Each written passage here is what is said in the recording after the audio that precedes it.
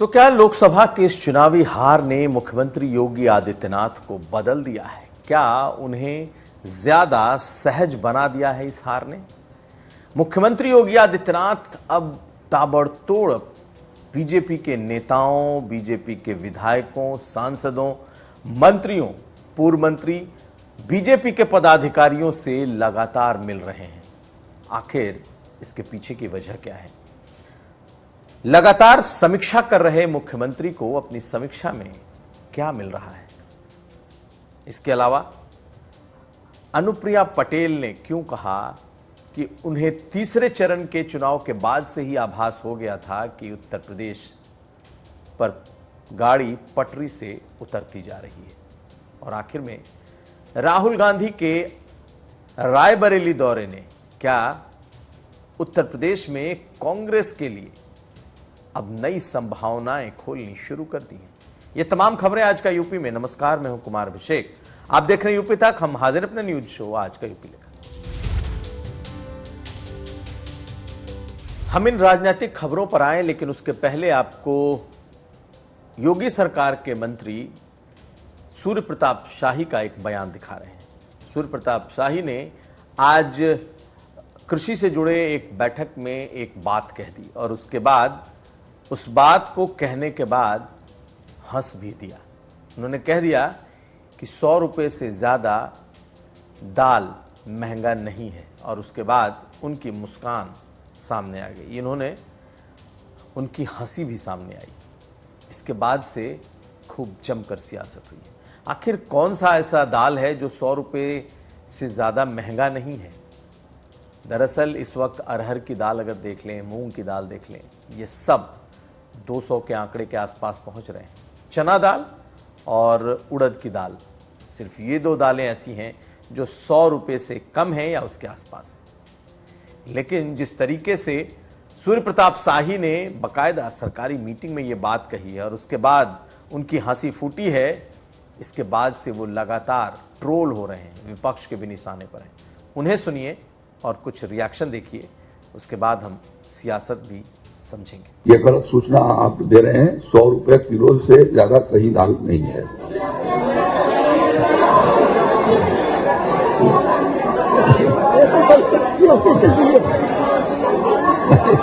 दालों का रेट 180 रुपये है। रहर की एक सोना सिक्का ब्रांड और एक है 160 रुपये की बाबूजी ब्रांड और लाल मसूर है 85 की। चने की दाल है 90 रुपये। राजमा लाल है 170 रुपये। सफ़ेद राजमा है 170 रुपये। तो हम आते हैं अपने मूल राजनीतिक खबर पर कि क्या योगी आदित्यनाथ जो मुख्यमंत्री उत्तर प्रदेश हैं, इस चुनाव के बाद से उनके भीतर कोई बदलाव है? अगर मुख्यमंत्री योगी आदित्यनाथ के सोशल मीडिया को देखेंगे तो अब वो इतने लोगों से मिल रहे हैं, इतने राजनीतिक नेताओं और कार्यकर्ताओं से उनकी मुलाकातें हो रही हैं कि अब लोग ये कहने लगे हैं कि चुनाव ने, खास करके इस चुनावी हार ने मुख्यमंत्री को अपनी कार्यशैली या तो बदलने पर मजबूर कर दिया है या मुख्यमंत्री अब लोगों से ज़्यादा सहज हो रहे हैं। अभी तक बतौर मुख्यमंत्री वो शासन कर रहे थे, अब मुख्यमंत्री रहते हुए वो अब पार्टी के साथ भी उसी तरीके से खड़े दिखाई दे रहे हैं। हम इस बात को इसलिए कह रहे हैं कि मुख्यमंत्री की अब तस्वीरें उनके सोशल मीडिया पर, खास करके Yogi Adityanath official Twitter handle है, अगर आप उसको देखेंगे तो आपको पता चलेगा कि एक दिन में कई लोगों से, दर्जनों पॉलिटिकल चेहरों से, कार्यकर्ताओं, नेताओं, मंत्री, विधायकों से उनकी अलग से मुलाकातें हो रही हैं और इसके अलावा समीक्षा की बैठकें अलग हैं। तो अगर पिछले 24 घंटे में अगर आप देखेंगे तो मुख्यमंत्री की तस्वीरें जो उनके सोशल मीडिया पर है, उन्होंने जो मुलाकात की है उसमें सतीश गौतम से मुलाकात की है जो कि अलीगढ़ से सांसद बनकर के आए हैं। हालांकि उनके चुनाव में बहुत बीजेपी के भीतर ज़बरदस्त विरोध भी हुआ। उसके अलावा देखेंगे तो पूर्व मंत्री धर्मराज निषाद, उनके बेटे के साथ उनकी तस्वीरें हैं। उसके अलावा अगर आप देखेंगे तो पूर्व प्रदेश अध्यक्ष जो बीजेपी के पुराने चेहरे माने गए और इस वक्त वो झारखंड के प्रभारी हैं, लक्ष्मीकांत वाजपेयी के साथ उनकी मुलाकात की तस्वीरें आई हैं।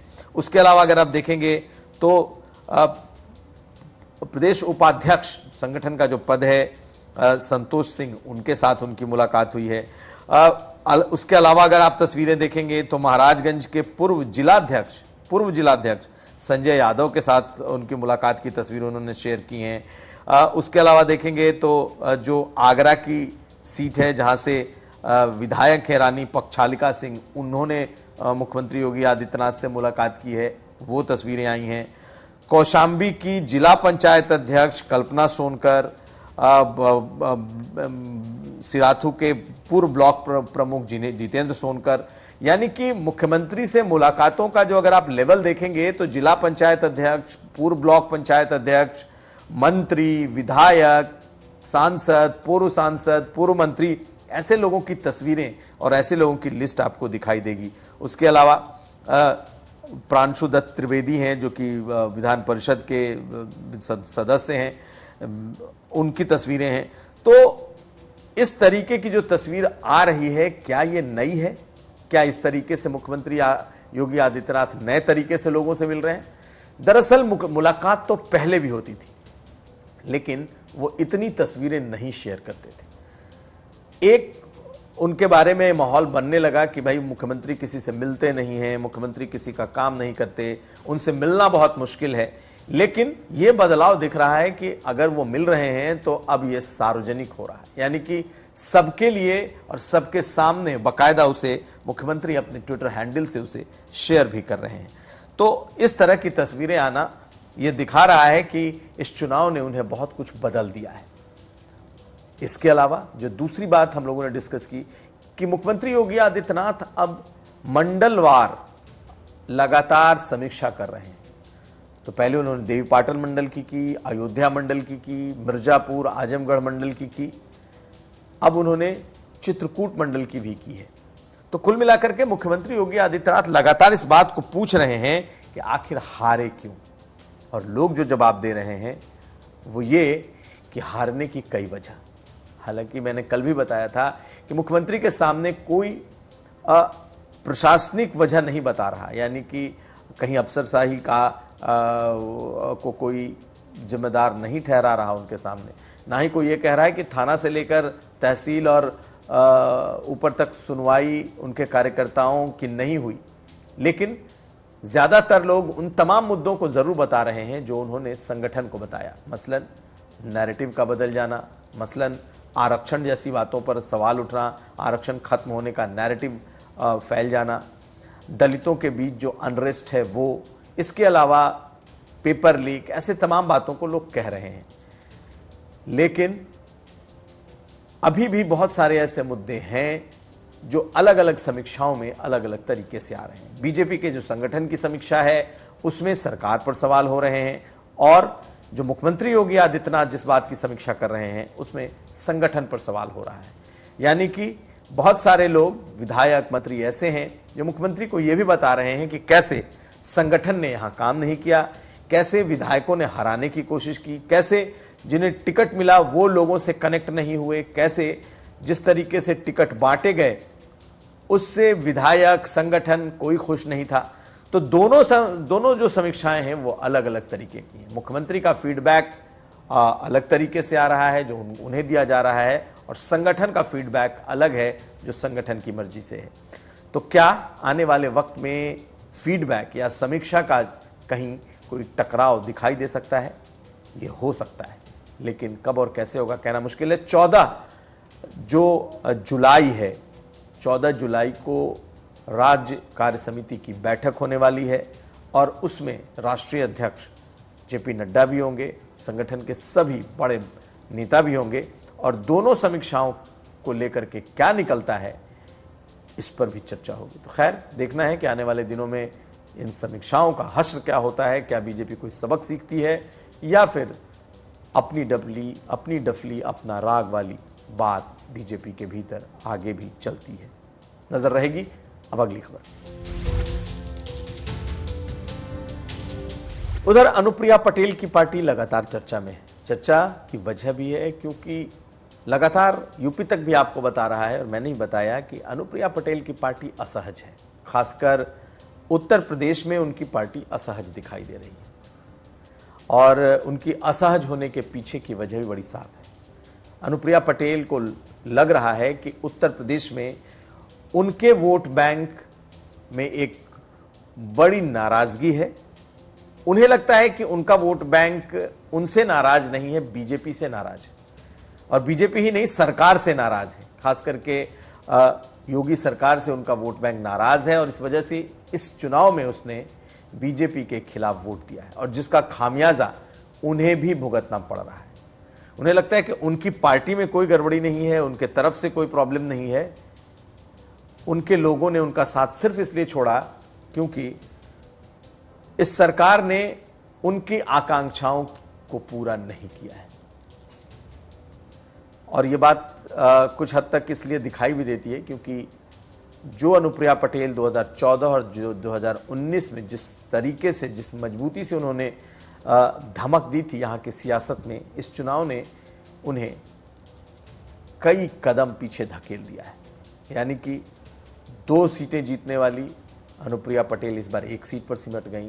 2.5 लाख से जीतने वाली अनुप्रिया पटेल इस बार 40,000 से जीती। तो उनका इकबाल, उनका रुतबा कम हुआ है। उनकी पार्टी के भीतर भी एक तरीके की निराशा है।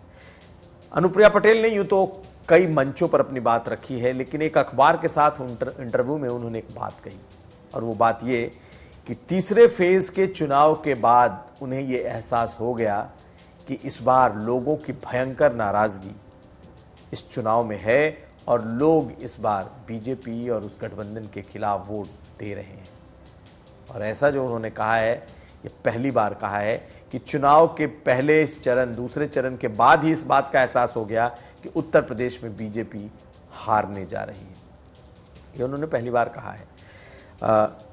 एक अखबार के इंटरव्यू में उन्होंने ये बात कही है। और इस हार के बाद से अब उनकी पार्टी किस तरीके का स्टैंड लेती है। उनके पति आशीष पटेल हैं और कार्यकारी अध्यक्ष हैं। उन्होंने सोनेलाल पटेल की जयंती पर एक बात कही थी और कहा था कि अगर वो सरकार में हैं तो भी, और अगर सरकार से बाहर चले जाएंगे तो भी उन्हें कोई फर्क नहीं पड़ता, वो अपने समाज के, अपने वोटरों के मुद्दे उठाते रहेंगे। यानी कि उन्होंने एक तरीके से इशारा किया कि वो इस सरकार में नहीं भी रह सकते हैं, वो चाहें तो इस सरकार को छोड़ भी सकते हैं। उत्तर प्रदेश सरकार की बात हो रही, लेकिन क्या कोई सरकार इतनी आसानी से छोड़ता है? शायद नहीं। लेकिन वो अपनी बातें लगातार उठाते रहेंगे। यानी कि अनुप्रिया पटेल दिल्ली में हैं, मोदी सरकार में मंत्री हैं, तीसरी बार भी मंत्री बनी तो उस बार कैबिनेट नहीं बन पाई, इस बार भी वो राज्य मंत्री ही हैं। उत्तर प्रदेश में उनके पति जरूर कैबिनेट मंत्री हैं, लेकिन ये बात अब बिल्कुल साफ होती जा रही है कि उनकी पार्टी असहज हो रही है। क्या इसका फल आएगा ये कहना मुश्किल है, क्योंकि अब जो चुनाव है 2027 में, और अभी से अगर पार्टी ने एक माहौल तैयार करना शुरू कर दिया है और वो भी अपनी ही सरकार के खिलाफ, तो आने वाले वक्त में अनुप्रिया पटेल क्या स्टैंड लेंगी, क्या फैसला लेंगी, ये कहना मुश्किल है। बहुत कुछ इस बात पर निर्भर करेगा कि उनका अपना वोटर या जिस वोट बेस पर वो पॉलिटिक्स करती हैं वो क्या सोच रहा है। क्या वो अभी भी बीजेपी गठबंधन के साथ रहना चाहता है? अगर रहना चाहता है तब वो होंगी, और अगर उन्हें लग जाएगा कि उनके पार्टी का फीडबैक उनके लिए नहीं है तो फिर 2027 के पहले कुछ भी बड़ा हो सकता है। हालांकि अभी वक्त काफ़ी है, लेकिन नज़र अनुप्रिया पटेल की पार्टी पर जरूर रहेगी। अगली खबर,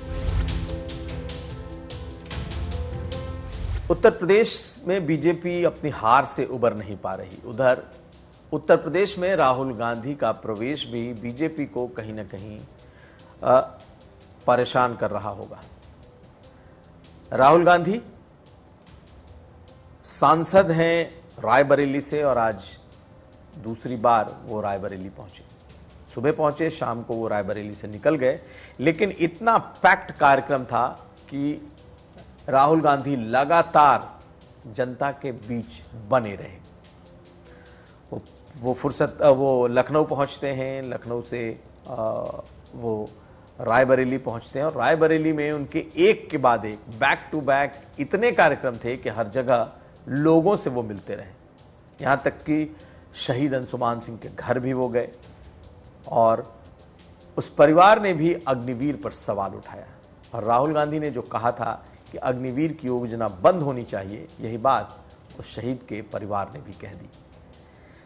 तो बीजेपी के लिए राहुल गांधी के मुद्दे मुसीबत बनते जा रहे हैं और राहुल गांधी हर उस दुखती रग को दबा रहे हैं जो इस वक्त बीजेपी के लिए परेशानी का सबब है।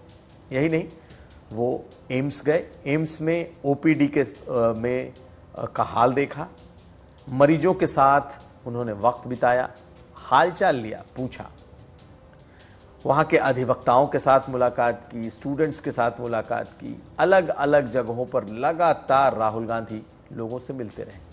यानी कि एक तो उत्तर प्रदेश में राहुल गांधी का प्रवेश बीजेपी के लिए सहज कितनी बात होगी ये तो कहना मुश्किल है। बीजेपी के लिए मुश्किल होगी क्योंकि हर बार वो मुद्दे बीजेपी के खिलाफ ऐसे उठा रहे हैं जैसे वो मुद्दे जिन मुद्दों ने बीजेपी को पूरे चुनाव में परेशान रखा। दूसरी बात, रायबरेली तक तो ठीक है, लेकिन राहुल गांधी अगर पूरे उत्तर प्रदेश में घूमेंगे तो समाजवादी पार्टी कितनी सहज होगी, इसको भी देखना होगा। लेकिन राहुल गांधी जब वहां से चले तो मोहनलालगंज में वो किसानों से मिले, रास्ते में उन्हें लोगों ने रोक लिया, किसानों ने उन्हें अपना ज्ञापन दिया और भारी भीड़ ने राहुल गांधी का स्वागत किया। तो उत्तर प्रदेश की क्या कोई सियासी फिजा बदल रही है, बदल सकती है? राहुल गांधी जिस तरीके से उत्तर प्रदेश में इस वक्त अपनी पैठ जमाने की कोशिश कर रहे हैं और खासकर अपने दौरों से जिस तरीके का समर्थन मिल रहा है, ये बीजेपी के लिए तो परेशानी की बात है। खैर, वैसे बीजेपी के वो खिलाफ में हैं, अपोनेंट हैं, विरोधी हैं, लेकिन राहुल गांधी के दौरे से सपा कितनी सहज रहेगी ये देखना होगा। खैर, राहुल गांधी का दौरा इस लिहाज से अहम है कि वो उत्तर प्रदेश, वो अमेठी रायबरेली जिसने पिछले चुनाव में राहुल गांधी को हराया था, अब पलक पावड़े बिछाकर उनका इंतजार करती दिखाई दी। तो ये था आज का यूपी। हम कल फिर हाजिर होंगे, हमें दीजिए इजाजत। नमस्कार।